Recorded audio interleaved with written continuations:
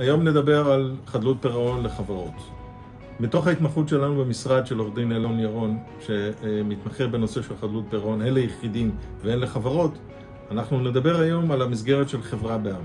אז אתם כבעלי חברה, אם אתם מרגישים, 1, אם אתם לא עומדים בתשלומים לספקים, 2, דוחים את המשכורות לעובדים שלכם, 3, קיים לכם קושי גדול מאוד בתזרים המזומנים, 4, אתם לאט לאט עולים בהיקף ההלוואות שלכם, ואתם מבינים שזה מוביל אתכם למקום לא נכון, אתם מוזמנים לפנות אלינו על מנת שאנחנו נוביל אתכם למסגרת נכונה שהיא באה לידי ביטוי באמצעות החוק של חדלות פירעון, שאומר שאפשר להגיש בקשה להקפאת הליכים ל3 חודשים, לבחון את העסק שלכם, לנתח אותו, היה ולא נספיק ב3 חודשים, לעמוד בתהליכים של הניתוח העסק ולהגיע למסקנות איך להגיש את הבקשה, אם בכלל, אפשר לבקש אורכה של 30 יום. חברים, אתם מוזמנים לפנות אלינו לפרטים שלמטה בתוך הכתוביות, ואנחנו נשמח לראות אתכם ולסייע בידיכם. תודה.